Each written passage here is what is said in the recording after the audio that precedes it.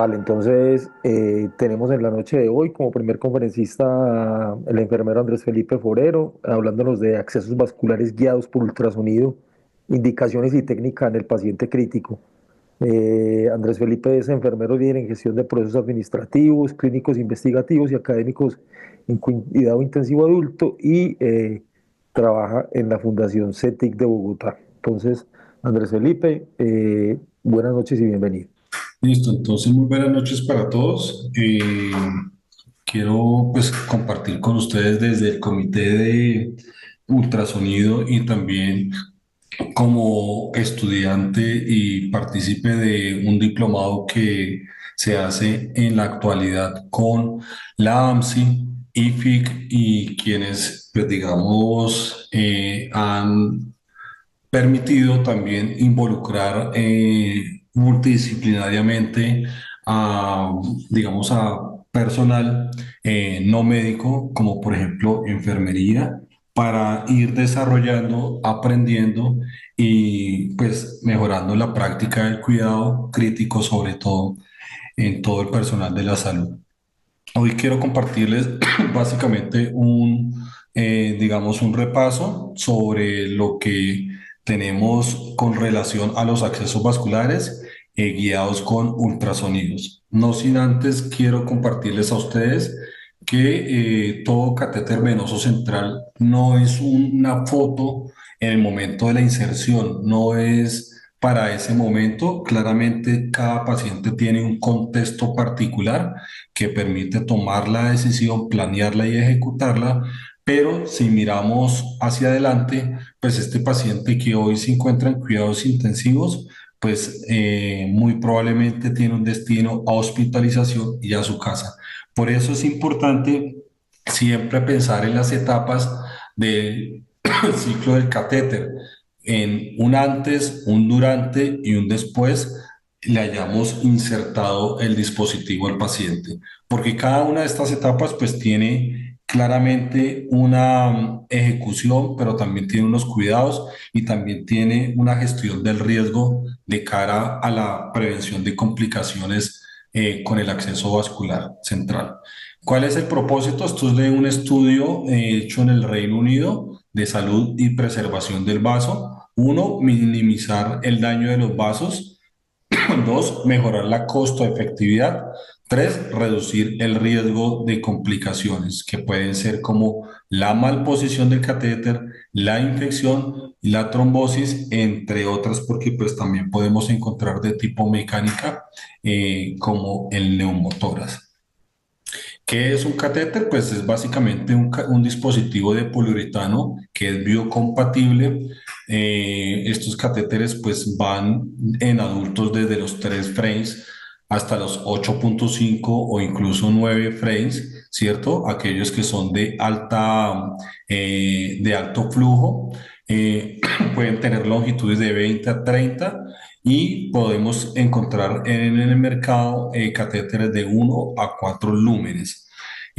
Hoy se habla de una nueva generación de catéteres impregnados también con clorexidina, que es diferente el concepto porque antes todo se hablaba de clorexidina, pero esta generación ahora tienes de acetato y no gluconato de clorexidina, lo que permite pues obviamente tener menor incidencia de complicaciones de cara a las reacciones que puedan hacer con relación a la clorexidina.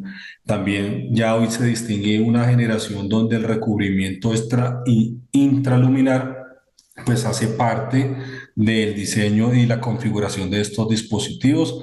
Hay otros también que están tienen también impregnados otros antibióticos que, digamos, de cara a los grandes debates que existen en los clínicos con relación a la eficacia, pues digamos, en estos últimos años precisamente, esto ya ha venido cambiándose su configuración, su diseño, claramente pues ha de verse mucho en la evidencia científica su impacto.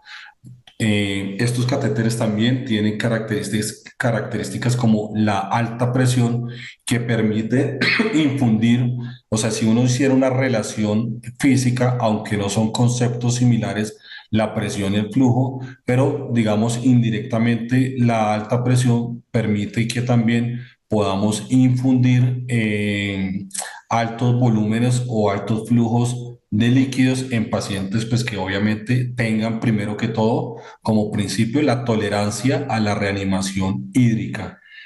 Sin embargo, también encontramos en nuestros pacientes de cuidado intensivo pacientes que cuentan, digamos, en alguno de sus momentos de la estancia con la indicación de hacerse un examen tomográfico, situación que a veces son exámenes con medios contrastados y estos medios contrastados, pues generalmente casi siempre se les administra por una vía alterna, bien sea periférica. Estos catéteres hoy ya cuentan con la particularidad que se evitaría al paciente una punción adicional para la administración de estos medios contrastados.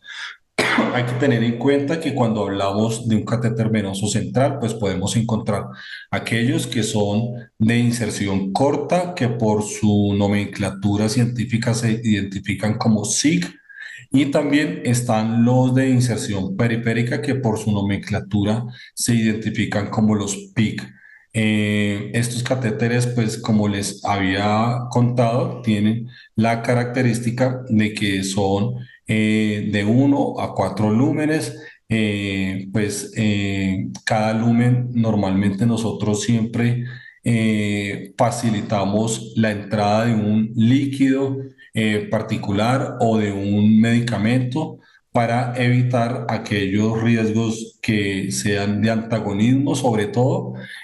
Algunos hablan también para evitar que se ocluyan por precipitaciones de los mismos medicamentos y también por una función, digamos, terapéutica que de pronto de no darse en el lumen pertinente, pues muy probablemente no tenga un efecto terapéutico rápido algún fármaco como un vasoactivo, por ejemplo.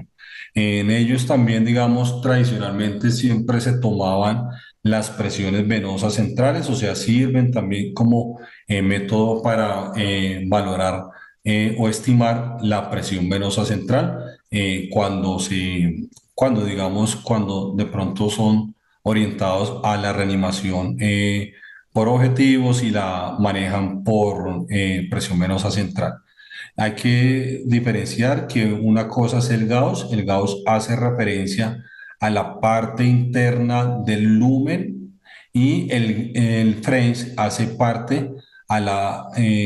relación a la parte externa del catéter. Es decir, que cuando nosotros hablamos de French, estamos haciendo mención al grosor del catéter o del dispositivo. Para hablar del catéter venoso central hay que tener claro dónde debe quedar su punta, y esa es parte de toda la conceptualización que existe. Entonces, el concepto de acceso venoso central es básicamente la ubicación de su punta en el tercio distal de la vena cava superior, justo antes de la unión cavatrial. Es como la definición del libro que existe. Y pues sobre esa siempre nosotros hemos guiado pues los tratamientos y la conceptualización del catéter venoso central. ¿Cuáles son sus principales indicaciones? Administración de medicamentos que se encuentren en pHs extremos, o sea, inferiores a 5 o superiores a 9.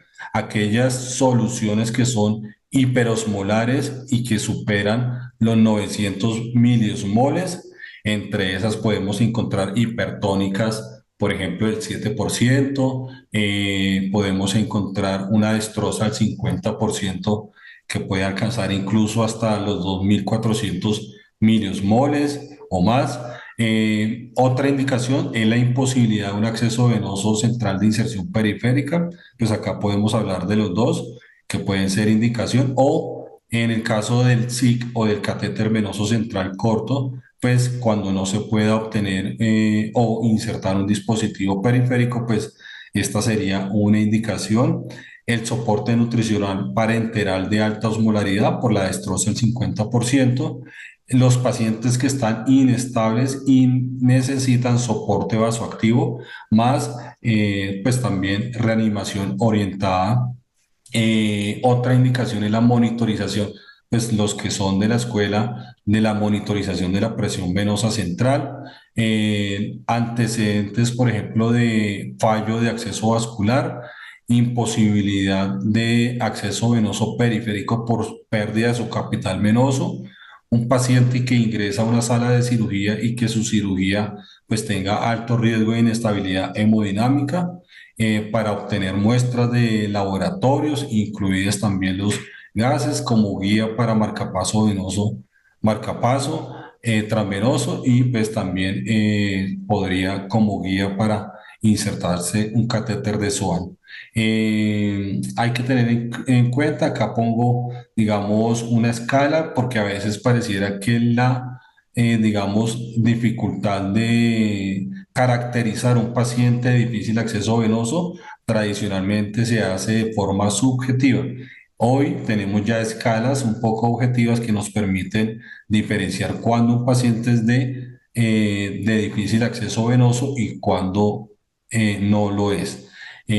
¿Cuáles son como las nomenclaturas de los dispositivos usuales que tenemos nosotros? Los catéteres venosos periféricos, los catéteres periféricos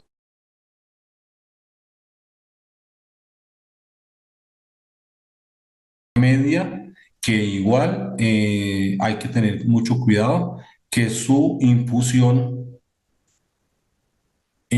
Alejo, perdóneme, ¿usted ahí me escucha?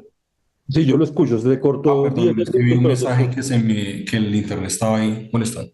Están los catéteres de línea media, que hoy se están, digamos, volviendo populares su uso y su colocación, pero pues igual siguen siendo considerados como catéteres periféricos para evitar las complicaciones inherentes a las extravasaciones o por las infusiones de medicamentos extremos. Están los catéteres venosos centrales no tunelizados, los catéteres venosos centrales tunelizados, y aquellos que son también catéteres implantados con reservorio implantado. Estaban los catéteres PIC, y también pues incluso podríamos hablar de catéteres que se utilizan en situaciones de emergencia, como los catéteres intraóseos. Estas podrían ser unas referencias anatómicas que nosotros podemos encontrar, que habitualmente, digamos, para el acceso o el abordaje central siempre estuvieron ubicados en los vasos sanguíneos del cuello, del tórax y del brazo para acceder. Estas son técnicas de abordaje tradicionales, digamos que son basadas en la referencia anatómica, que pues, digamos, permiten el abordaje en sitios donde todavía no se encuentre con ultrasonido, o donde su personal todavía no tenga la formación con el ultrasonido. Ahora bien, esto ha venido cambiando un poco. Si ustedes observan digamos, las referencias de color verde, ha sido, pues, como lo habíamos visto anteriormente, una de las áreas o uno de los áreas de abordaje muy tradicionales, como son los abordajes yugulares o el subclavio. Sin embargo, si observan ustedes la referencia de color rojo, pues se ha hecho un poco más de cara a la utilización del ultrasonido, un poco más habitual, más rutinario, otros abordajes que también igual permiten el abordaje, alejándolo de áreas de riesgo. Entonces acá vamos a encontrar las que se ubican en las venas axilares en su porción torácica, otros abordajes que son supraclaviculares. eh, Esto cuando les hablaba de las zonas de riesgo, pues ya estaba un poco identificado que, por ejemplo, el cuello es un área de riesgo, ¿cierto? Teniendo en cuenta de que hay pacientes en los que su larga estancia, pues muy probablemente termine en un control inefectivo de sus secreciones, lo que pueda, digamos, fomentar las infecciones, porque el cuidado en estas áreas de pronto se vuelve un poco más retador y pues de pronto se asocia un poco más a las complicaciones de tipo infeccioso. Cuando hablamos de un catéter venoso central de inserción periférica, también tenemos identificadas unas zonas. Estas zonas son conocidas como las zonas de Sim, escritas por Robert Dawson, y él también menciona de que en el brazo están clasificadas tres áreas en donde el tercio medio pues resulta ser un área de menor riesgo y está clasificada pues como de color verde, perdón.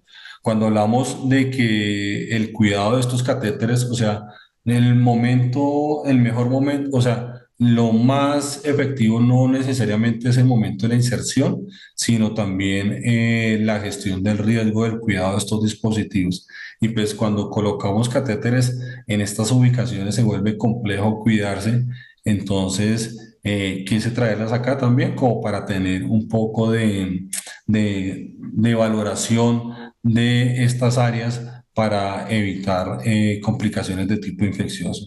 Encontramos otras complicaciones, por ejemplo, las multipunciones que se dan de cara a técnicas basadas en referencias anatómicas y aquellas que son, digamos, basadas en personal inexperto, pues en ambos campos, tanto en referencia anatómica como también en el uso del ultrasonido.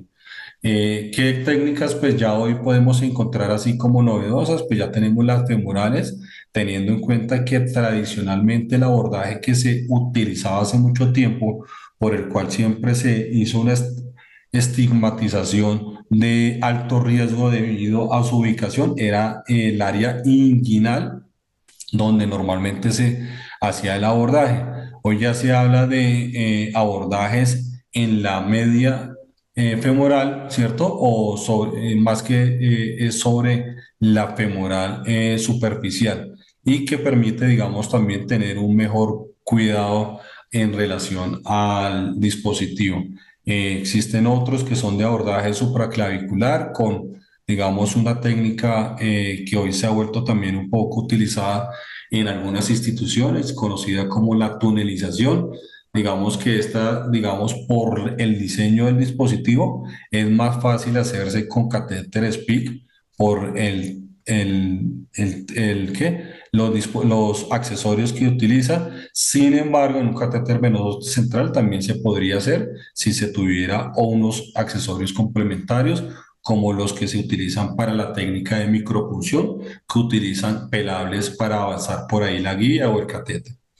Hay que tener en cuenta que hoy ya se habla mucho de utilizar el ultrasonido como herramienta para el abordaje de los dispositivos. Sin embargo, es válido nombrar pues que así se utilice el ultrasonido, siempre se hace énfasis sobre la técnica que se utiliza de la inserción del dispositivo, conocida como la técnica Seldinger.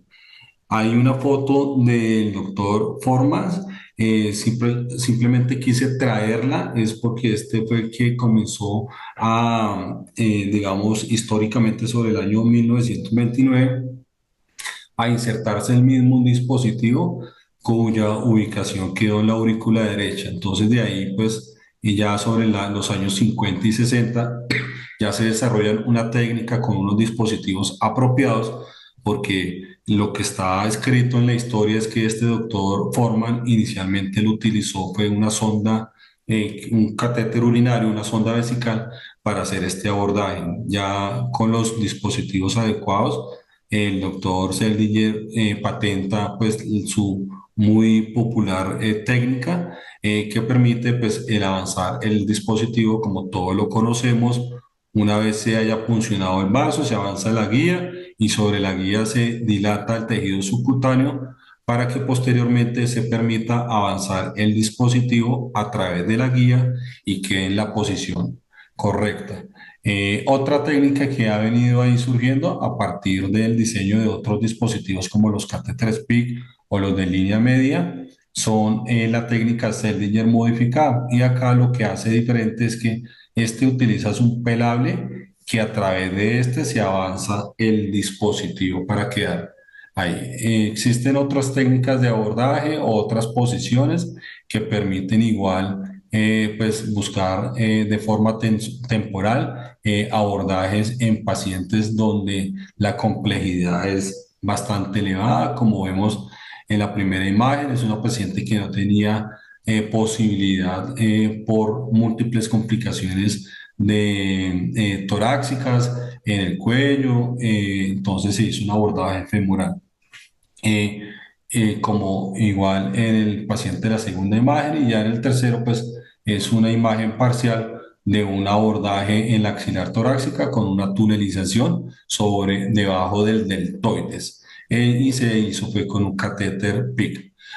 ¿Cómo se selecciona un catéter? Pues digamos que esto sí es una recomendación que se hace de diferentes sociedades científicas y que debe haber siempre una metodología de selección del dispositivo. Yo sé que a veces la premura y la velocidad en las unidades de cuidado intensivo, en las salas de emergencia, pues digamos permiten que esto se haga de forma sistemática y muy rápida, pero pues las recomendaciones es siempre a estar llamados a utilizar mecanismos, algoritmos o sistemas que me permitan a mí identificar cuál es el dispositivo apropiado y acorde al contexto del paciente, pero pues ojalá se pudiera planear a largo plazo durante su estancia del paciente en no solamente la unidad de cuidados intensivos, sino también pues su hospitalización cuando egrese de la unidad de cuidados intensivos. Estas son todas las recomendaciones son ya que le dan mucha fuerza al uso del ultrasonido. Claramente en Colombia pues pasa como en muchos países de Latinoamérica, pues que tenemos en el contexto socioeconómico pues diferentes dificultades para que muchas instituciones de forma homogénea tengan primero los recursos que se necesitan para poder hacer este tipo de abordaje. Y dos, pues porque hoy ha venido creciendo el tema de la educación y de la formación en todos los profesionales que están alrededor de los accesos vasculares o trabajan en cuidados intensivos o en salas de emergencia o en salas de cirugía. Sin embargo, pues hoy todavía sigue siendo un poquito, pues nos hace falta todavía homogeneizar un poco el conocimiento y la formación de los profesionales. Algo importante que hay que tener en cuenta cuando vamos a insertar un dispositivo es tener una planeación o tener una metodología de cómo lo vamos a hacer. Si me pongo a nombrar, pues existen cualquier cantidad de metodologías. Lo importante es que hoy la evidencia y todo lo que está escrito no se casa con una en particular.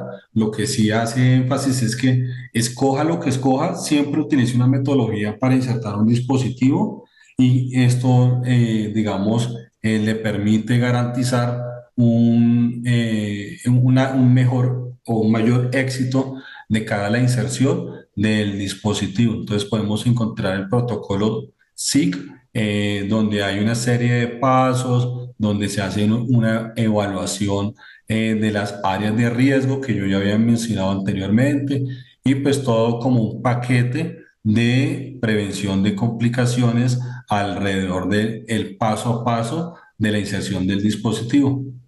Hay otro que tengo acá en la imagen derecha.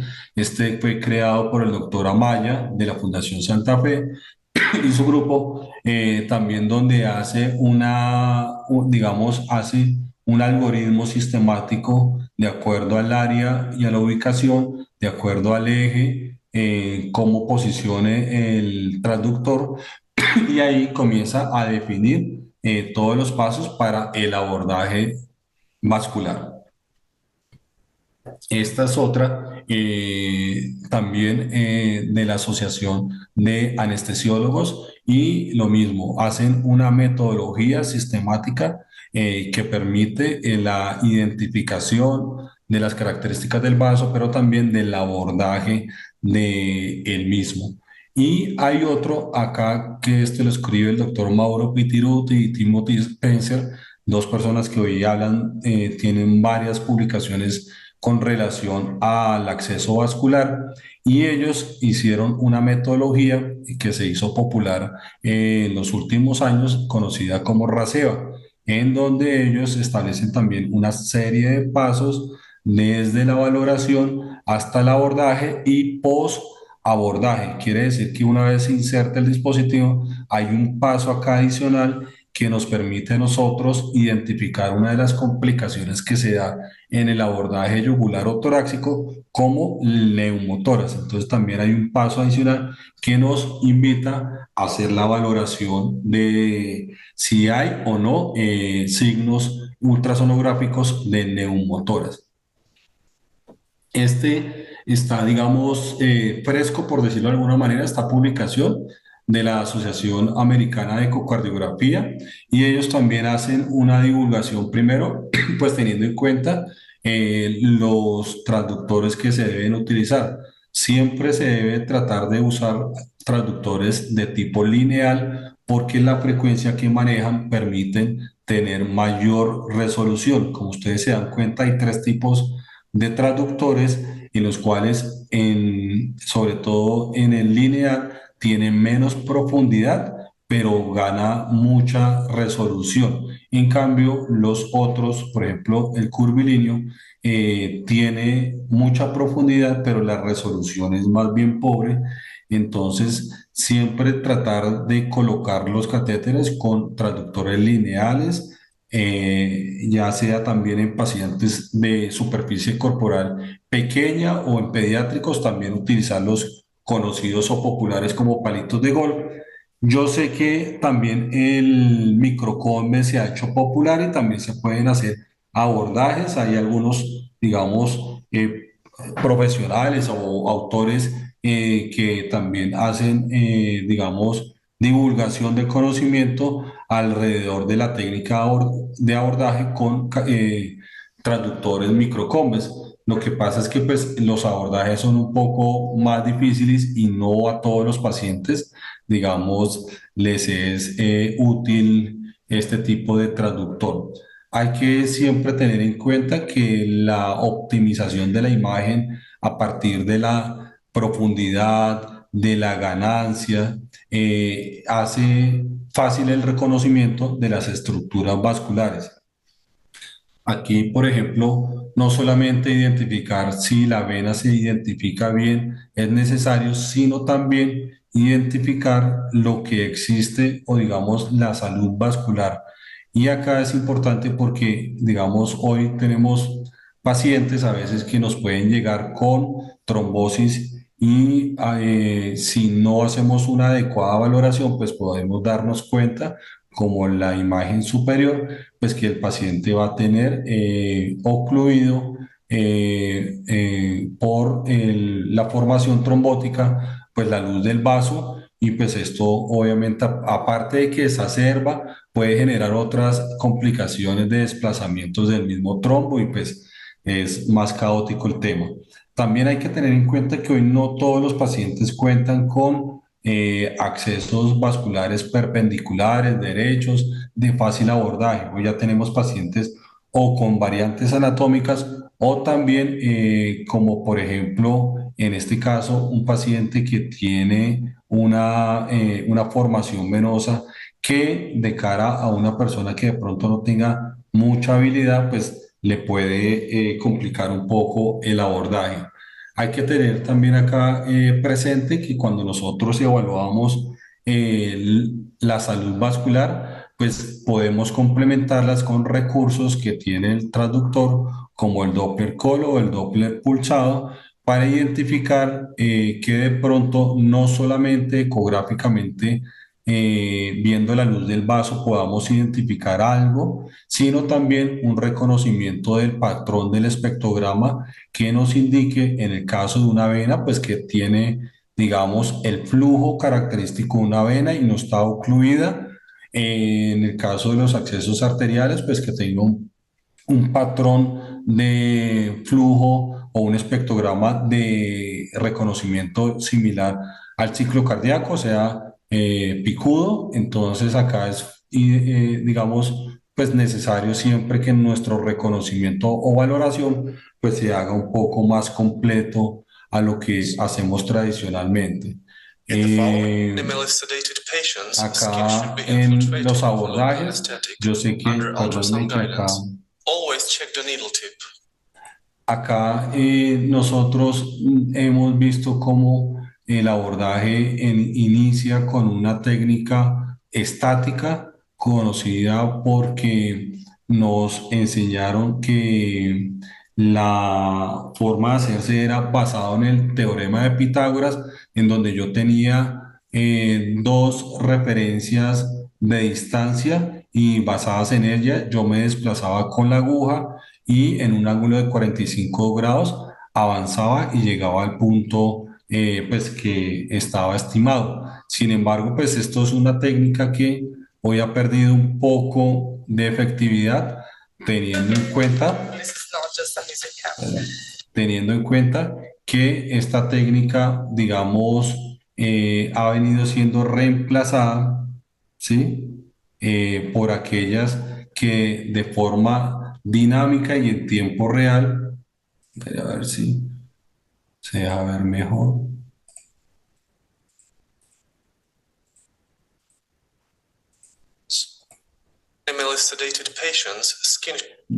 Por ejemplo, en el video de acá abajo podemos ver cómo cambia un poco la angulación del transductor y la ubicación de la punta.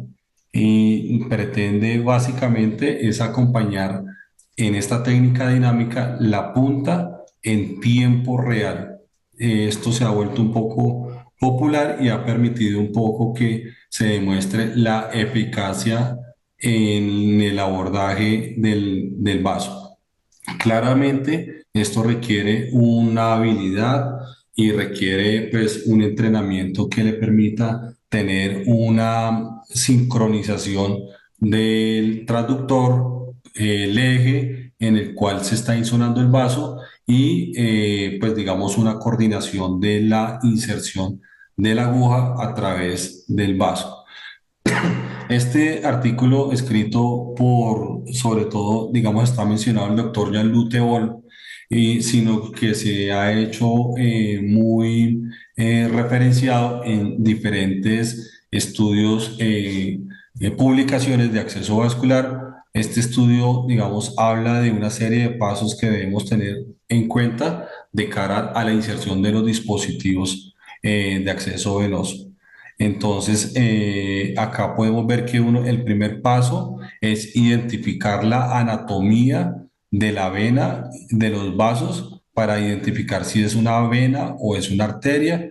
Esto acá en el siguiente paso podemos identificar que una forma de evaluarlo puede ser colapsando la vena, teniendo en cuenta que la vena tiene mayor colapsabilidad. En cambio, la arteria, pues digamos que tiene más resistencia a la colapsabilidad.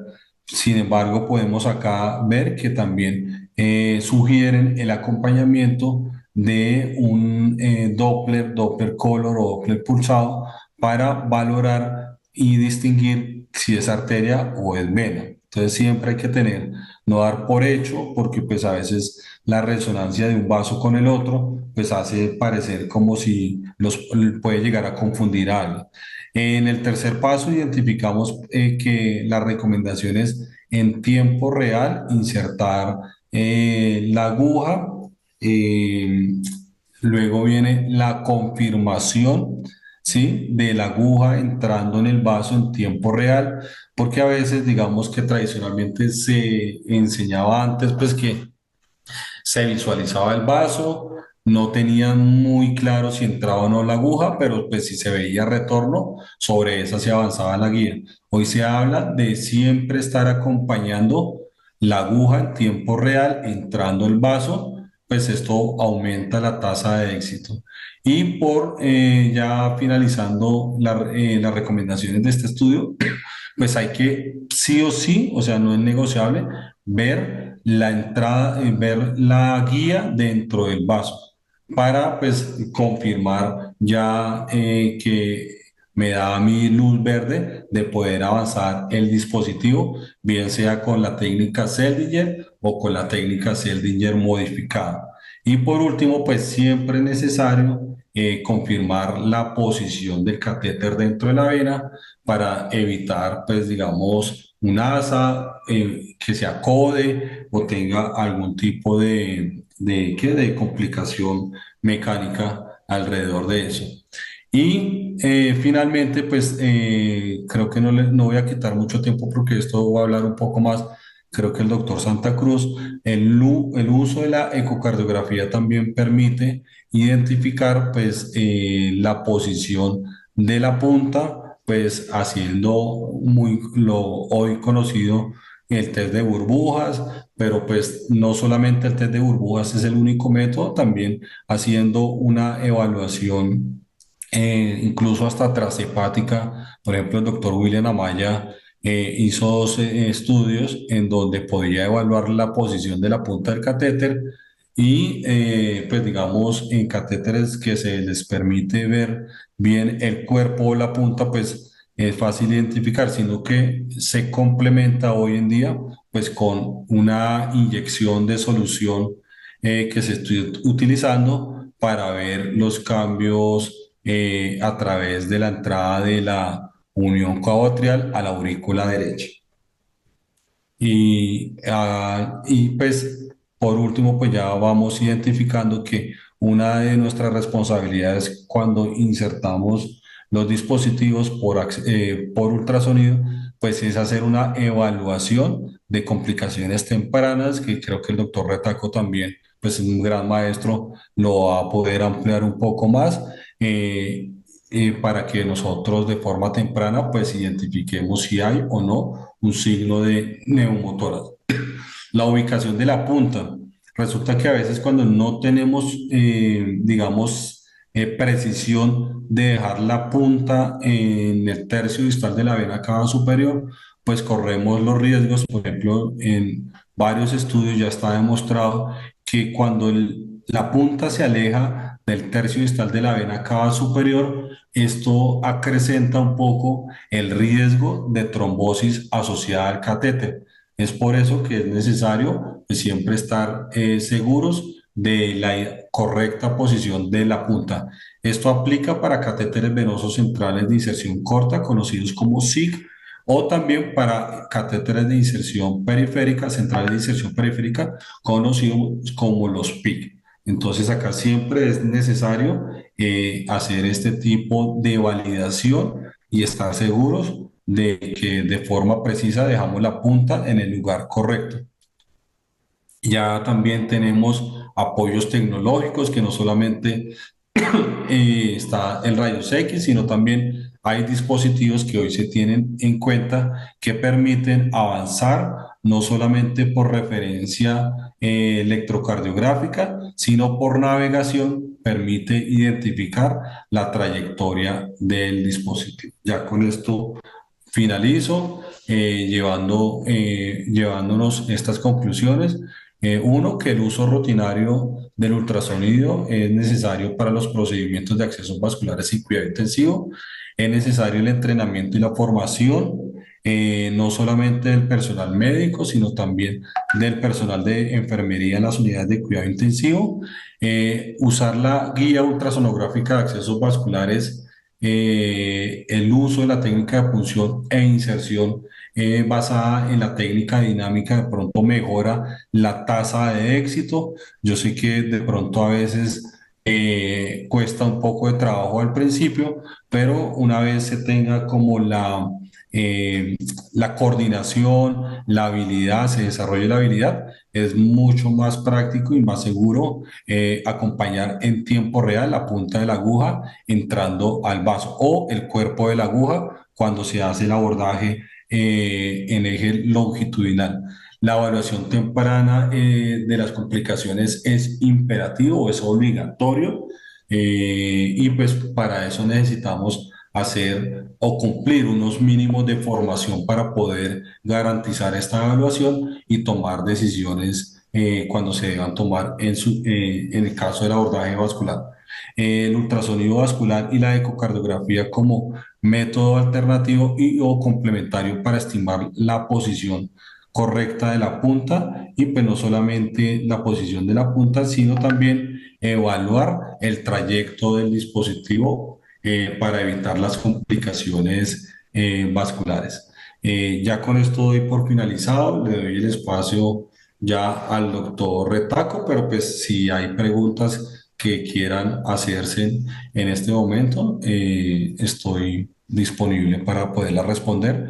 No sé, el doctor Santa Cruz ya lo veo conectado, si cree que en este momento o le damos el espacio al doctor Retaco.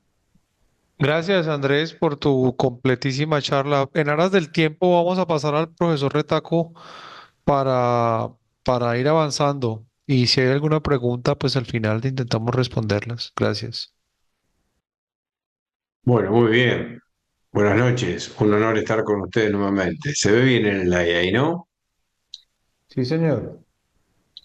Bien, vamos a hablar un poquitito. Este es un libro que yo recomiendo de lectura, donde está mi maestro Giovanni Volpicelli, y lo pueden bajar en las redes que está disponible. Bien, cuando hablamos de, de ultrasonografía pulmonar, la ecografía tuvo que muchos prejuicios para abordar y tener la vigencia que tiene hoy, sobre todo para diferentes patologías. Pero hoy nos vamos a centralizar en neumotórax, ¿no? No voy a rondar en esto, donde en el 2016 un libro de referencia, como el Harrison decía que no tiene utilidad el ultrasonido en la caja torácica, ¿no? Esto es contra lo que es académico y científico. Pero lo más importante es que los artefactos salvan vidas y vamos a analizar rápidamente para poder entender el neumotórax o cómo diagnosticamos con precisión el neumotórax, que la única estructura visible que tiene el ultrasonido en la caja torácica, ultrasonografía pulmonar, es la línea pleural que es hiperecogénica y tiene deslizamiento. Si esta línea pleural tiene deslizamiento, el aire entra y sale. Es decir, la ventilación está asegurada. La línea pleural desliza, la pleura parietal y visceral desliza. Es regular si no está afectada o irregular con distintas denominaciones cuando hay una respuesta inflamatoria. Pero deslizamiento significa que neumotórax no hay. ¿Qué significa esto? Si yo tengo por supuesto, el neumotórax no se explora con lo profundo, se explora con el lineal, ni convexo ni microconvexo, es de superficie porque tenemos que diagnosticar y tener el neumotórax, la estimación del volumen, con tanta precisión como la tomografía, con lineal de alta frecuencia. Pero a esto me refiero, la presencia de la línea pleural que es hiperecogénica y tener esta reverberancia de la línea pleural significa que el pulmón está en equilibrio 50%, 50% de agua.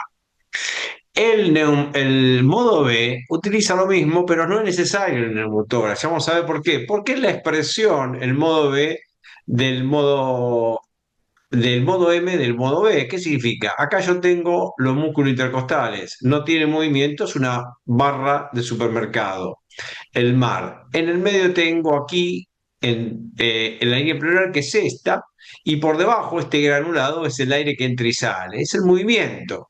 Este aire granulado que entra y sale es el patrón A que estoy viendo ahí con el deslizamiento conservado. Entonces vamos a ir directamente al análisis de esto. ¿Qué es el modo M? Grafica lo que ve el modo B. Músculos intercostales que dan el listo y te dice, esto es el mar, el signo de la orilla. La línea pleural, hiperecogénica, y después por debajo de la línea pleural tengo el aire que entra y sale, que tiene movimiento. Por eso la ultrasonografía pulmonar es un método dinámico. Ve movimiento y es un granulado que le pusieron el nombre de arena. Mar, arena, sillón, el signo de la orilla. Bien, entonces esto es la traducción de la presencia de patrón A con deslizamiento de la línea pleural conservado en el modo B. Pero acá no hay deslizamiento, ausencia de deslizamiento. ¿Es neumotórax? No. La ausencia de deslizamiento no es signo que esto tenga un neumotórax. ¿Y qué pasa cuando no hay deslizamiento? Y va a ser todo barra supermercado. El aire que entraba y salía va a ser una mar lineal, la barra supermercado o lo que llama Daniel Lichtenstein el signo de la estratosfera. Ya no hay movimiento, ese granulado se desaparece. Por eso lo puedo ver perfectamente con el modo B y el lineal de alta frecuencia. Bien, dicho esto, esto es lo que me configura que estoy en presencia neumotora. La ausencia de deslizamiento y veo en la misma ventana que hay deslizamiento, es decir, en un lugar hacia la derecha de ustedes la línea pleural no se desliza y acá se desliza. Esto se llama el line point, el punto pulmonar. Signo, ausencia de deslizamiento y line point, 100% sensibilidad, especificidad, valor predictivo positivo, que estoy en presencia de un neumotórax. Entonces vamos a empezar a reconocer los artefactos para decir, ¿estoy en presencia de un neumotórax? ¿La ausencia de deslizamiento me alcanza? No. La ausencia de deslizamiento no me alcanza. Tengo que ver esto. Tengo que ver lo que va a aparecer ahora. No desliza, desliza. Ese punto donde la pleura parietal y visceral vuelven a encontrarse se llama line point. ¿Y qué es el line point? Entonces, en conclusión, muy simple. En la demostración por ultrasonografía pulmonar, donde la pleura parietal y visceral se vuelven a juntar, vuelve a aparecer el deslizamiento, representa la extensión del neumotórax, o sea que yo puedo calcular, de acuerdo a donde encuentre el line point, el volumen que tiene el neumotórax, del 10, del 15, del 25, del 30, con tanta precisión como la tomografía. Por supuesto, personal adecuadamente entrenado. Por lo tanto, como es un signo dinámico, que lo puedo ver perfectamente por modo B, desliza y no desliza, no necesito el modo M para hacer esto. Me va a confundir, me va a llevar a retardar. Entonces, deslizamiento no hay, perfecto. Y en algún momento voy a volver a encontrar el deslizamiento donde un lugar de la línea pleural no desliza y desliza ese line point, que es la pleura parietal y visceral, se volvieron a juntar, se volvieron a unir y donde no encuentre significa que el límite de extensión y el porcentaje de que tiene el neumotórax.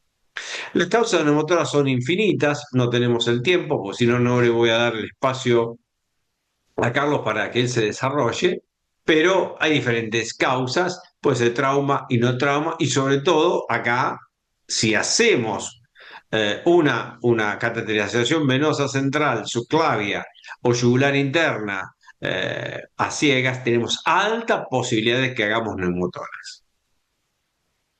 Bien, ¿cómo buscamos el neumotórax? ¿Hay ausencia de deslizamiento? Mi primera pregunta. ¿Presencia de líneas A? Sí, va a haber líneas A. ¿Por qué? Porque la que se quedó arriba pegada es la pleura parietal, la que se fue es la pleura visceral. Por lo tanto, A, una reverberancia puede haber. ¿Es una falsa reverberancia? Sí, puede ser, pero no es patognomónico. Si yo tengo line point, sí, yo tengo que encontrar ausencia de deslizamiento y line point o punto pulmonar. La otra pregunta es, ¿esa ausencia de deslizamiento, esa línea pleural, tiene líneas B? Si tiene líneas B, no es neumotórax, no desliza. ¿Por qué? Porque la línea B nace de una pleura íntegra. Pleura parietal y visceral están juntas, no están separadas. Entonces, ausencia de deslizamiento, no veo línea B y tengo que buscar line point. Y después, ¿estará el pulso pulmonar? Que es todo lo contrario al line point. ¿Por qué? Porque vamos a ver qué es el pulso pulmonar. Es un signo que permite descartar, ¿sí?, el neumotórax. Entonces, recuerde, ausencia de deslizamiento, presencia de línea B, en esa línea pleural sin deslizamiento, no es neumotórax, ya no descartó eso. ¿Por qué? Porque la línea B nace de una pleura íntegra, ¿sí? Eso es lo más importante. Bien, esto es una pleura con una paquipleura que no tiene deslizamiento, pero no es signo de neumotórax, tengo que buscar line point. Esto tiene deslizamiento y esta no tiene deslizamiento, pero hay un movimiento sincrónico corto, chiquitito, que lo está teniendo ahí y nos puede confundir. Entonces, acá tengo una línea pleural irregular fragmentada de una enfermedad pulmonar intersticial, una fibrosis idiopática, y esta fibrosis idiopática ya le pegó. ya esta pleura no tiene deslizamiento. No es, este es el deslizamiento verdadero a la izquierda de ustedes. ¿Y esto qué es? Esto, si yo encuentro esto, este pleura, línea pleural, que no tiene deslizamiento, pero que tiene un movimiento cortito sincrónico que lo genera el latido cardíaco, es el pulso pulmonar. La presencia de este artefacto descarta el neumotórax. Ausencia de deslizamiento con pulso pulmonar, no tengo neumotórax. ¿Cómo puedo entender el pulso pulmonar? Vamos a centralizarnos acá, en las agujas del reloj, en ese segundero que está en el mismo lugar, se mueve, se mueve, se mueve, pero no desliza. Por alguna causa no puede deslizar, ¿sí? Pero ¿quién tiene ese movimiento cortito, sincrónico, pero que no desliza? La máquina del reloj. Eso le hace el latido cardíaco a la línea pleural y esto es pulso pulmonar. La presencia de pulso pulmonar con pleura regular o con pleura irregular descarta la presencia neumotora. Si no reconocemos esto, vamos a hacer daño. Entonces, es importante la ultrasonografía y fíjense que es con lineal de alta frecuencia. Acá convexo no hay que usar. Convexo en profundidad, enfermedad paraquimatosa. Bien, seguimos. Entonces, vamos a analizar por qué a través de un estudio científico la placa de tórax, ¿sí?, tiene una gran variabilidad, ¿sí? Y esto lo hizo en el 2014 ya este trabajo científico donde Giovanni Burpicheri demostró con tomografía y con el servicio de imagenología, con conjunto, por qué la ultrasonografía pulmonar puede cuantificar tan perfectamente diagnóstico y neumotoras del volumen. Departamento de emergencia, unidad de radiología intervencionista. Es decir, que venían patologías del departamento de emergencias, trauma y neumotor espontáneo y todo lo que hacía las funciones biopsíopulmonares por método estático por tomografía. Por supuesto, el que hacía la ecografía pulmonar estaba sesgado de lo que mostraba la placa de tórax y lo que decía la tomografía. Para ir sencillamente, 124 pacientes se reclutaron, 96 de emergencia, 28 de la unidad de radiología. Pero fíjense la importancia que todos tenían mismos síntomas, disnea, tos, dolor pleurítico y los signos vitales, tensión arterial, saturación, frecuencia respiratoria, fue una muestra homogénea, ya sea el espontáneo, traumático o de procedimientos guiados. Algunos fueron expectados, otros fueron tratamiento. Esto no es análisis de este webinar, pero sí les voy a decir por qué la ultrasonografía junto con la tomografía, hizo una precisión y no tanta diferencia como lo que dice la Sociedad Torácica de Estados Unidos, que para ver un neumotórax drenable grande, tiene que haber un espacio interpleural de 2 centímetros entre el pulmón y la pared torácica, pero si vamos a Inglaterra tenés que tener 3 centímetros para que te vengan un tubo, pero si vamos a Bélgica tenés que tener un espacio pleural a lo largo de la pared lateral. Hay una diversidad de diagnóstico del 49%. Entonces, cuando se comparó esto, fíjense, Sociedad de Estados Unidos, la Sociedad Británica y Neumología de Bélgica. Cuando era a 2 centímetros, el line point estaba a 2 centímetros, estaba a nivel de línea axilar media. Cuando era a 3 centímetros, el line point estaba por detrás de la línea axilar media. Y la de Bélgica a nivel de la línea axilar media, es decir, entre línea axilar media y línea axilar posterior. Es decir, que la línea axilar media es la que determinó con muy buena sensibilidad, especificidad, valor predictivo positivo, un neumotórax grande y drenable, igual que la tomografía. Cuando la tomografía decía que este paciente tenía un neumotórax del 15%, por ecografía pulmonar, el line point lo encontraba ¿dónde? A nivel de línea axilar media. A nivel de línea axilar media es del 15%. Pero después, ¿puedo detectar neumotórax más pequeños? Sí, cuando el EMPOL lo encuentro a nivel de línea axilar anterior es del 10%, cuando lo encuentro a nivel de línea axilar posterior lo encuentro del 30%. Es decir, que puede discriminar del 10, entre el 10 y el 15 y mayor del 30. ¿Cuál es el límite? La línea axilar media. Antes de la línea axilar media es menor del 15%. A nivel de línea axilar media, encontrar el line point es del 15%, por más que esté estable, hay que ponerle tubo, y por detrás es cercana al 30%. Conclusión, fíjense la importancia que tiene, y lo estoy haciendo súper rápido porque quiero dar lugar a Carlos, pero creo que se está comprendiendo que cuando se comparó con la tomografía, la que aprobó el examen fue la ultrasonografía.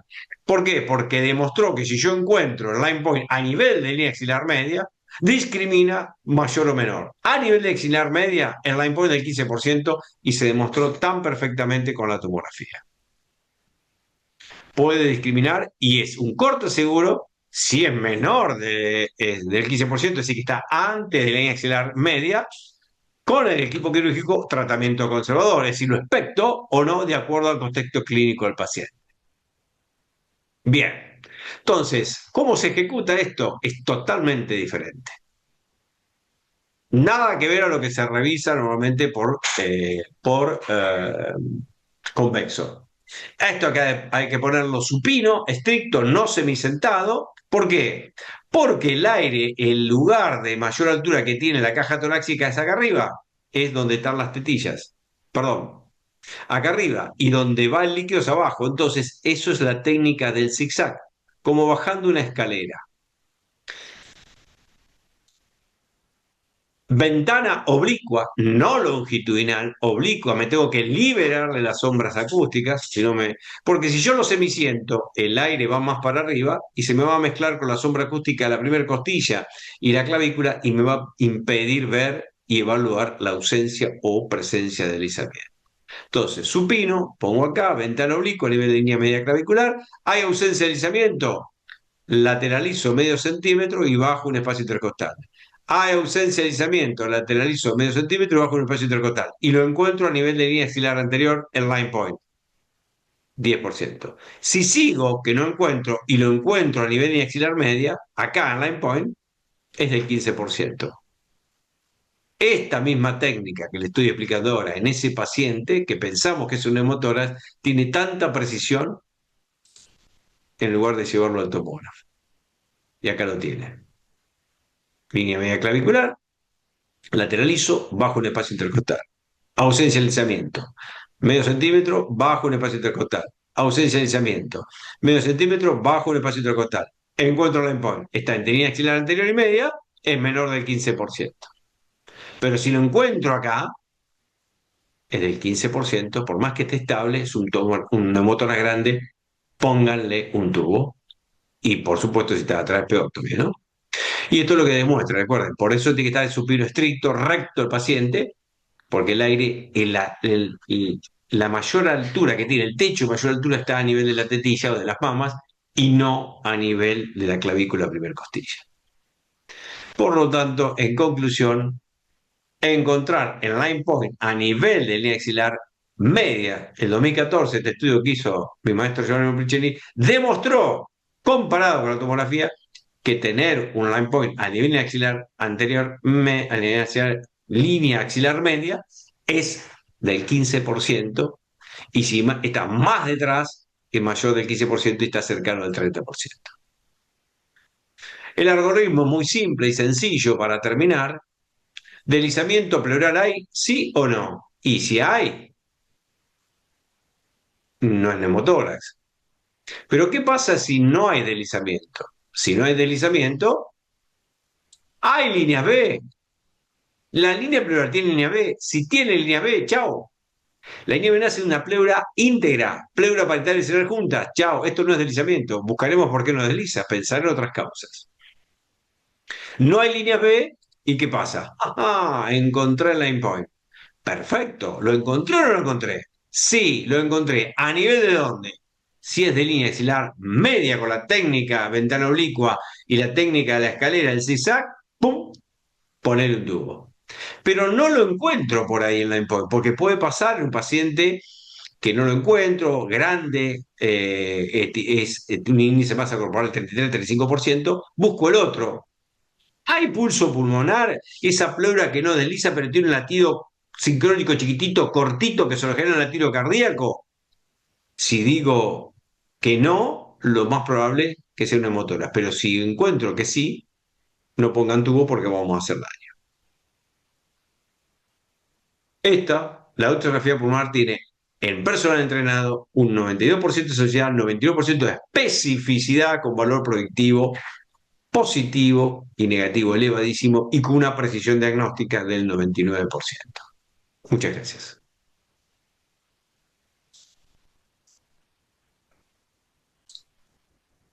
Muchas gracias, profesor Retaco, como siempre, un maravillosas charlas. Voy a eh, compartir mi pantalla para dar esta pequeña parte eh, sobre el uso de la ecocardiografía en los pacientes con taponamiento cardíaco. Y como siempre, las personas que me conocen, me gusta empezar siempre hablando de la fisiología, ¿no? Es una evolución. Yo creo que y en donde hay que diferenciar entre fusión pericárdica y taponamiento cardíaco, porque muchas veces escucho que es que el paciente tiene un derrame pericárdico y lo que está es taponado, o al contrario, no, es que el paciente está taponado y lo que tiene es un derrame pericárdico. Entonces, muchos pacientes, y recuerden que el pericardio reacciona como cualquier estructura a la sepsis, al trauma, a los medicamentos y pueden haber derrames pericárdicos pequeños que no producen indentación de la aurícula o del ventrículo y por lo tanto no son un taponamiento cardíaco, no producen colapso hemodinámico. A medida que va progresando y vamos a ver los valores, empieza a haber un colapso diastólico. Recuerden que este colapso diastólico es las primeras evidencias del taponamiento cardíaco, sobre todo porque las paredes que compromete son más finas y a medida que va avanzando, pues va comprometiendo va aumentando la presión intrapericárdica y por lo tanto llevando a compromiso de paredes más gruesas. Ya después hay un eh, aumento de la presión de tal forma en que la vena cava inferior se vuelve pretórica y al final pues ya tenemos estos cambios dramáticos, ¿no? En donde vemos lo que se llama el pulso paradójico y que lo podemos ver con los ciclos respiratorios, los cambios tanto en los flujos transmitrales como transtricuspídeos. Vamos a tratar de mirar unos casos específicos de cada uno de estos. Eh, y aquí, pues lo que podemos ver, ¿no? Es este pequeño derrame pericárdico que estamos viendo aquí. Como pueden ver, aquí en el tracto de salida del ventrículo derecho no hay colapso. Y lo otro es que este derrame está haciendo por delante de la aorta, ¿no? La aorta descendente que es sugestivo que efectivamente es un derrame pericárdico. Si fuera por detrás, recordar entonces que es más sugestivo de un derrame pleural. Aquí lo mismo, ¿no? Podemos ver en un paraesternal eje corto a nivel de la válvula mitral, los músculos papilares, cómo hay un derrame pericárdico que pues no produce colapso hemodinámico. Ustedes pueden ver la calidad de la imagen, ¿no? La estructura redondeada en el centro de la pantalla que se está contrayendo de manera hiperdinámica en este caso, pero no hay colapso de de las paredes, entonces no es sugestivo de compromiso, de aumento de la presión pericárdica que lleve a un colapso, ya sea sistólico. Miren aquí como en rojo está el derrame, hay un colapso sistólico aquí de la aurícula.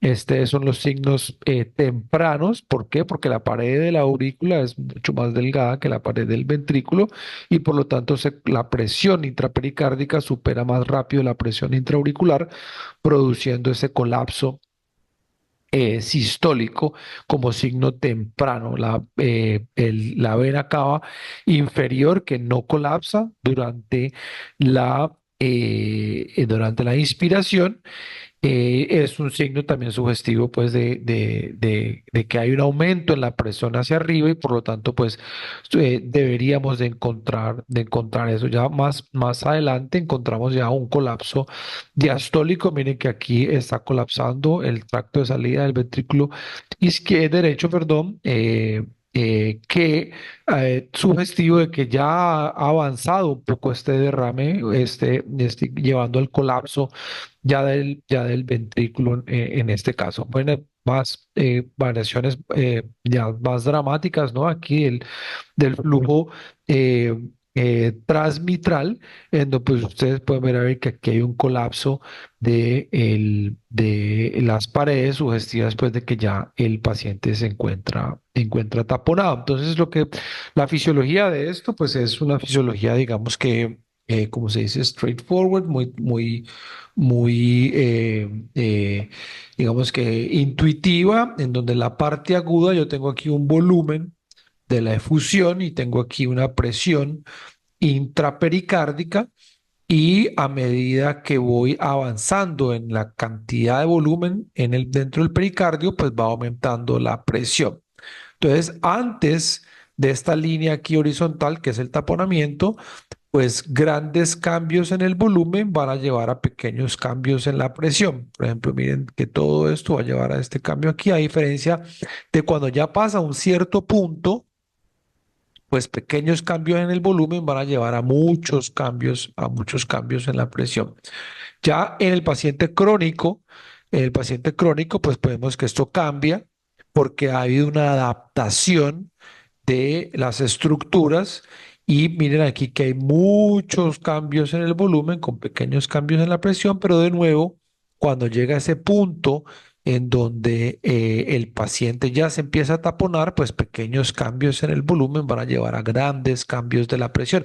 Y eso también se puede ver de manera inversa, ¿no? Yo, por ejemplo, le hago la pericardiocentesis a este paciente y le saco poco volumen, y pequeños cambios en el volumen van a disminuir grandemente la presión, y eso le puede ayudar, por ejemplo, para sedar al paciente e intubarlo en caso de que lo necesite, hacer el procedimiento bajo ventilación mecánica, pues que es más fácil. Entonces, drenarlo, así sea poquito, pues ayuda mucho.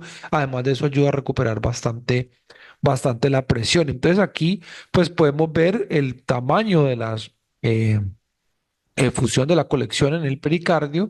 Si es menor de 50 mililitros, pues es un hallazgo, digamos, trivial, como dice aquí. Hay pocos cambios en el diámetro de fin de diástole. Si está entre 50 y 100 es pequeño, si está entre 100 y 500 es moderado, y si es mayor de 500 pues es bastante grande. Y a medida que yo vaya pasando, pues digamos que en todas estas etapas, pues voy a ir evolucionando desde un colapso diastólico, después pasando para un colapso sistólico, viendo una ausencia de colapso de la vena cava inferior, y ya digamos que en los casos más avanzados, un pulso paradójico sonográfico que vamos a ver, en donde el cambio entre la inspiración y la expiración, pues va a haber un cambio de más del 30% en este flujo, que en este caso recuerden que esta sería la onda E y esta sería la onda A. Entonces la medición entre estas ondas, pues va a medirles aquí, el cambio va a ser más del 30%. Entonces aquí, de nuevo, esto es en una ventana de eco transesofágico, pues podemos ver cómo hay un colapso aquí en la aurícula del lado derecho, y esta aquí es la válvula tricuspidia. Lo mismo aquí podemos ver que a nivel de la válvula aórtica, vemos cómo hay una indentación de la aurícula derecha y un derrame pericárdico que está produciendo efectivamente un taponamiento cardíaco. Entonces, pues es esto lo que hemos estado hablando en el lado derecho.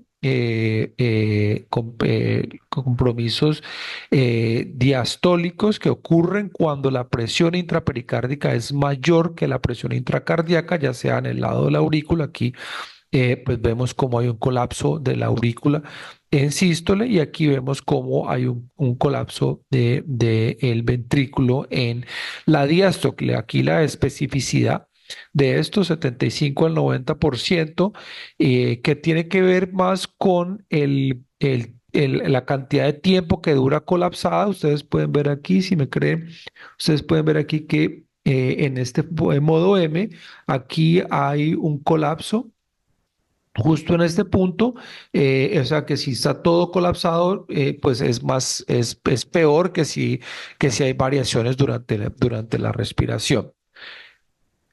Aquí, entonces, pues este es el ejemplo. Aquí podemos ver en un parasternal eje largo cómo está aquí el tracto de salida del ventrículo izquierdo, del ventrículo derecho, incluso el ventrículo izquierdo completamente colapsado. Aquí es la fórmula matemática donde la presión intrapericárdica pues es resultado del producto del volumen intrapericárdico multiplicado por la rigidez del pericardio y esto pues tiene que ver mucho de cuánta presión hay dentro de la estructura y cuánto compromiso tiene el pericardio. O sea, no es lo mismo tener un pericardio infiltrado por una enfermedad crónica.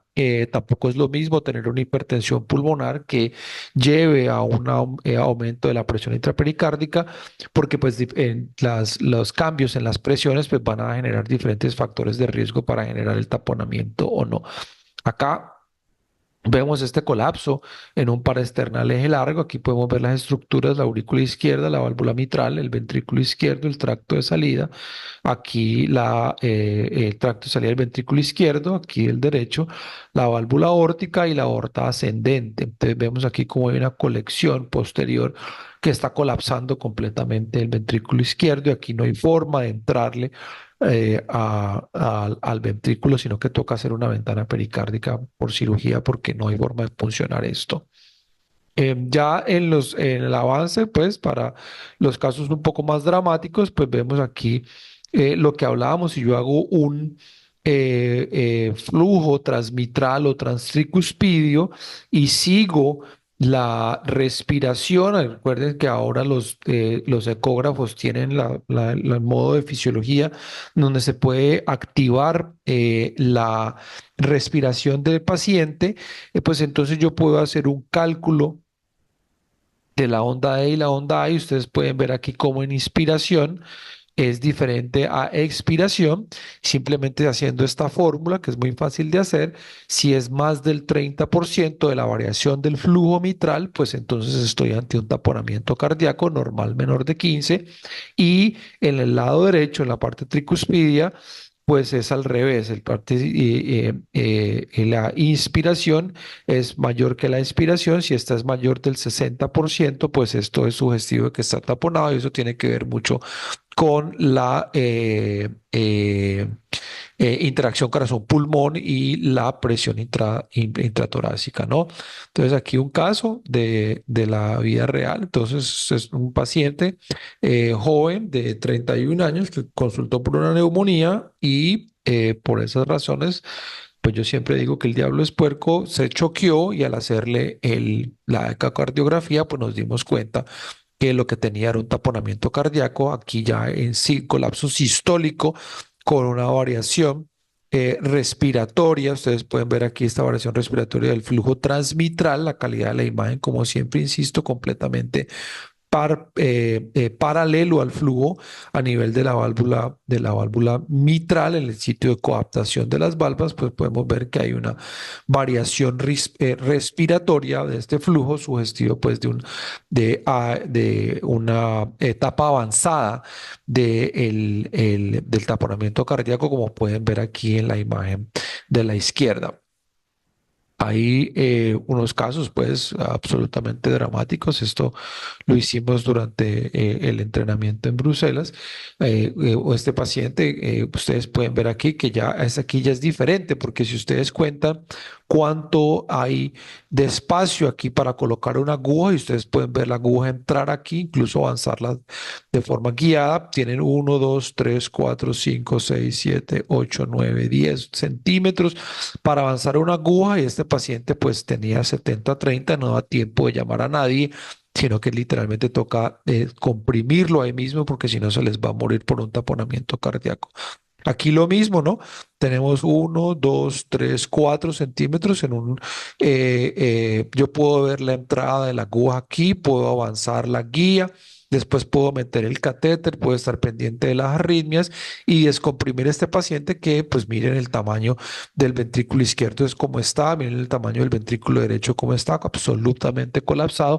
No da tiempo de llamar a nadie, sino que toca descomprimir a este paciente inmediatamente. Aquí el dancing heart o el corazón bailando, ustedes pueden ver de nuevo la cantidad de espacio que hay aquí para colocar una aguja que debe ser descomprimido inmediatamente, obviamente por un personal calificado para no hacer, pues, digamos que iatrogenias.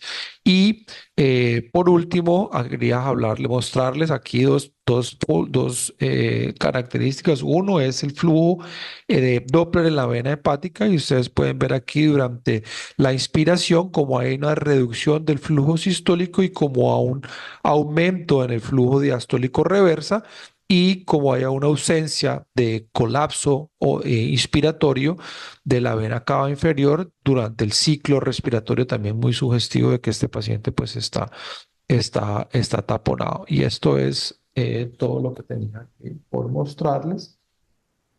Quisiera darle paso, si alguien tiene alguna pregunta, eh, pues bienvenida sea.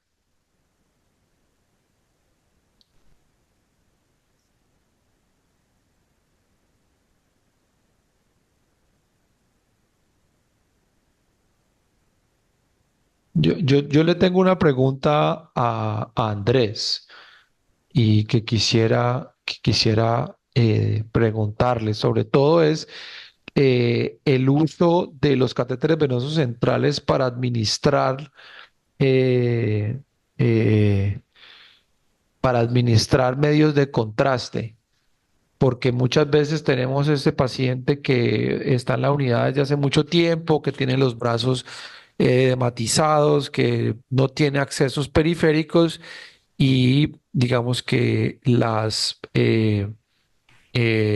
recomendaciones desesperadas es póngaselo por el central. Entonces, pues yo sé que eso puede tener algún riesgo grande, incluso hemos visto los videos de Juan donde se desgarran las venas cuando aumentan las presiones, pero quisiera que elaboraras un poquito sobre eso, Andrés, para llamar al cuidado con ese tipo de recomendaciones. Profe, sí, señor, tiene razón. Digamos, en el contexto de un paciente de una nasarca o con, digamos, pérdida de capital venoso, tener un dispositivo, pero que tenga la indicación y la configuración propia para la alta presión, podría ser una herramienta útil. Cuando no se tienen esos catéteres que son de alta presión, que son conocidos como convencionales, pues sí es mejor tener mucho cuidado porque no solamente el latigazo sobre la unión cavatrial, que puede estimular la arritmia cardíaca, también la ruptura del mismo catéter puede ser una complicación inevitable. Entonces acá, digamos, hoy existen catéteres que son reforzados y tienen alta presión y lo que hacen es absorber esa energía del inyector, de los tomógrafos, y la distribuyen a través de todo el catéter y permite que se puedan infundir, por ejemplo, en tomografía. Yo que ahora estoy en el campo de las imágenes diagnósticas también, nos hemos dado cuenta que la mayoría de los estudios tomográficos están alrededor de 3, digamos, pueden tener caudales de 3 a 6 de velocidad de caudal, ¿sí? Con P6 que no superan los 400, que son las presiones por libra. En este caso, en los catéteres que son reforzados, podría incluso tener caudales estimados de 10 de caudal, o sea, incluso por encima de los habituales. Entonces, consejo acá es, uno, tener mucho cuidado en diferenciar y distinguir qué dispositivo tenemos. Cuando tenemos dispositivos que son convencionales, es mejor no infundir medios contrastados a través de este. Sin embargo, pues digamos, en la práctica uno se da cuenta que a veces lo que hacen es negociar un poco con el tecnólogo y con el radiólogo porque le pueden ajustar un poco la velocidad del caudal a los inyectores, pero esto a veces puede ser contraproducente porque, por ejemplo, en un TAC de abdomen doble contrastado, no se puede visualizar muy bien el examen y entonces si tenía un propósito diagnóstico que obviamente es para eso, pues no se va a cumplir el objetivo. Entonces, ese sería como la recomendación. Primero, distinguir qué catéter es el que tiene el paciente, si es de alta presión o no es de alta presión. Y si es de alta presión, pues puede usarlo sin problema porque lo que hace es amortiguar, por decirlo de alguna manera, la energía del inyector. Y si no es así, pues buscar una alternativa de acceso en el paciente o de pronto si ya es imposible tener una vía alterna para la administración del medio contrastado, pues poder revisar si es pertinente o no es pertinente de cara al diagnóstico temprano del paciente, ajustar la velocidad del caudal. Gracias, Andrés. Aquí tenemos una pregunta de Rafael Velandia que pregunta sobre la duración de los catéteres, tanto central como periférico, porque antes, ese antes es hace bastante antes, y a mí también me tocó que se cambiaban los catéteres por protocolo, como por tiempo, ¿no? Pero ahora, digamos que es más conservador y se intenta manipular menos y cambiar solamente si son necesarios. ¿Tú tienes alguna recomendación aquí para una duración máxima de permanencia de un catéter? Sí, doctor. Anteriormente se cambiaba porque los factores de riesgo eran, digamos, más elevados. Es decir, los catéteres eran ubicados en zonas de mayor riesgo, como yo había mostrado en un slide, las zonas de riesgo como el cuello, en pacientes que sabíamos que, por ejemplo, si estaban traqueostomizados, que tenían mal control de la deglución, bueno, otros factores de riesgo, digamos, acá sí era más probable que los catéteres se contaminaran en menos tiempo. Ahora pues se ha visto una tendencia que no se recomienda tener el cambio rutinario, que a veces pasa que el paciente no dura ni 15 días con el catéter y ya los estamos cambiando.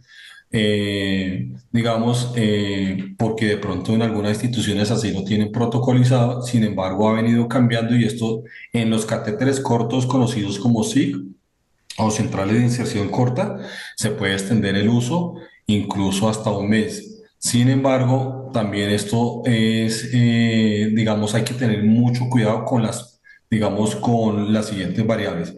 Uno es cómo están los procesos internos de mi institución, o sea, mi personal es adherente a los cuidados y a las estrategias para la prevención de infecciones en los pacientes, porque si yo eso todavía no lo tengo muy bien ajustado, es decir, los indicadores de higiene y lavado de manos de mi personal están muy bajos, las prácticas y la adherencia en el cuidado y el mantenimiento es muy baja, pues muy probablemente esto sí tiene una total injerencia sobre eso.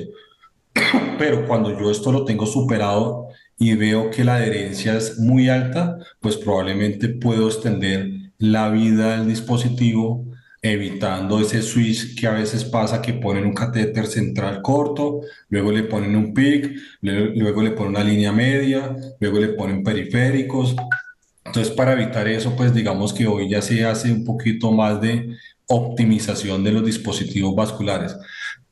Y digamos, sé que de diferentes marcas hoy ya también se cuentan con dispositivos que tienen, digamos, vienen recubiertos con antibióticos y su efectividad está demostrada incluso hasta los 40 días, porque ya el recubrimiento no es extraluminar, sino también intraluminar. Y creo que pues, el doctor Santa Cruz sabe que las infecciones intraluminares son las que generalmente se dan a partir del séptimo día y que a veces son las más difíciles porque pues esas son muy relacionadas con el cuidado y el mantenimiento del dispositivo, porque uno no higieniza bien los puertos en la administración de medicamentos, porque de pronto la higienización de las manos, porque se pierde el sistema cerrado del catéter venoso central. Esas son como, digamos, las indicaciones hoy que se dan. Entonces, uno, pues no está tan recomendado hoy estar cambiando de forma rutinaria y en tan corto tiempo los catéteres venosos centrales para optimizar el dispositivo y pues y lo otro es que el segundo mensaje es que a uno si usted cambia el catéter rutinariamente, pero si la adherencia en las estrategias de la prevención de infecciones es muy baja, pues de nada le va a servir si lo cambio cada 14 días, cada 15 días, porque pues mi gran problema no es realmente el dispositivo dentro del paciente, sino las prácticas que yo tengo para el cuidado y el mantenimiento. Gracias, Andrés. Voy a pasar a una última pregunta al profesor Retaco porque sería pues pecado no preguntarle algo al profesor.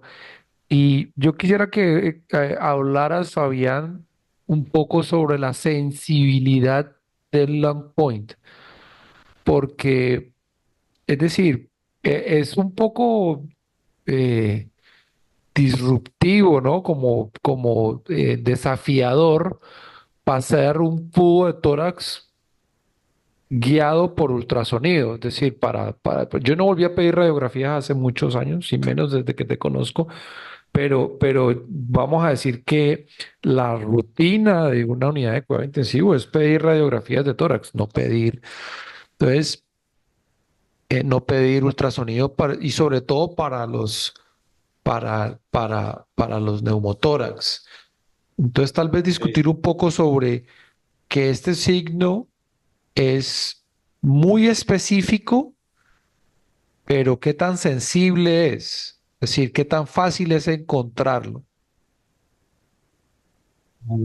A ver, tenés que entrar entrenado. Es decir, encontrarlo podés encontrar con paciencia.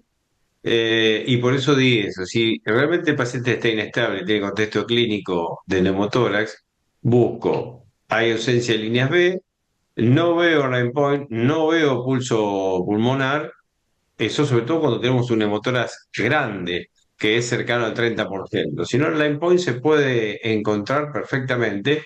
Es más, en pacientes ventilados obesos, lo podés encontrar. Y estamos hablando de pacientes que pesan 120, 130 kilos en ventilación mecánica, ¿no? Y no solo es para poner un tubo, sino para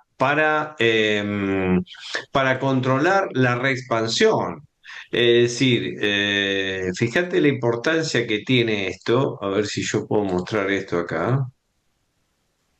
Eh, en lo que es el drenaje, cuando uno compara, y fíjate esto acá, donde este trabajo científico demostró muy bien la comparación de la ecografía pulmonar con la ecografía tórax para detectar resolución del neumotórax. El 37%, 39%, 40% de neumotórax residuales confirmados por luz no se detectaron por placa de tórax.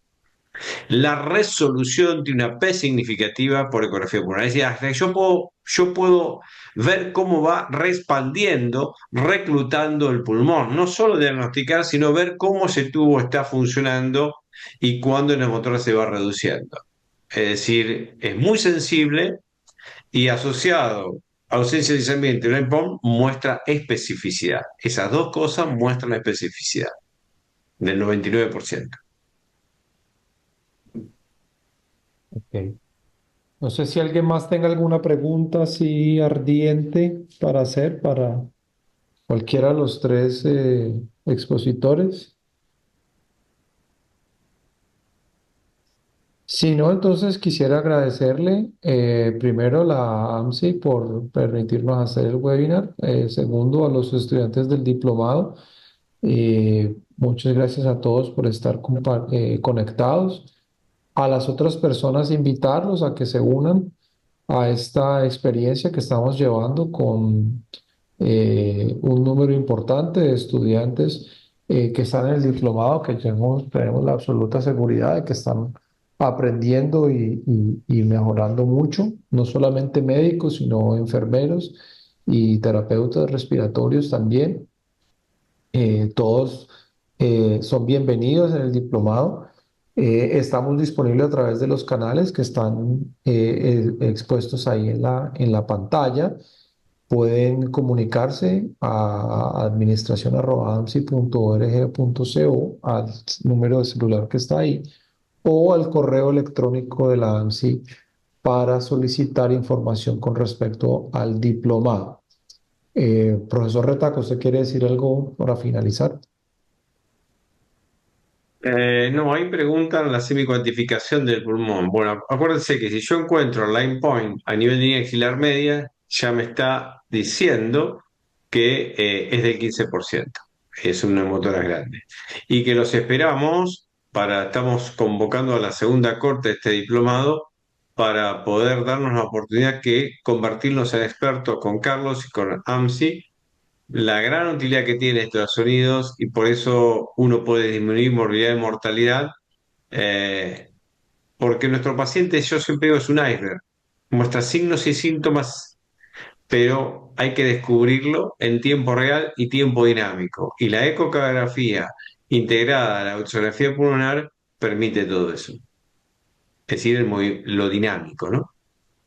En vivo y en directo, ¿no? La máquina diagnosticadora, como yo le digo. Bueno, muchas gracias a todos por conectarse.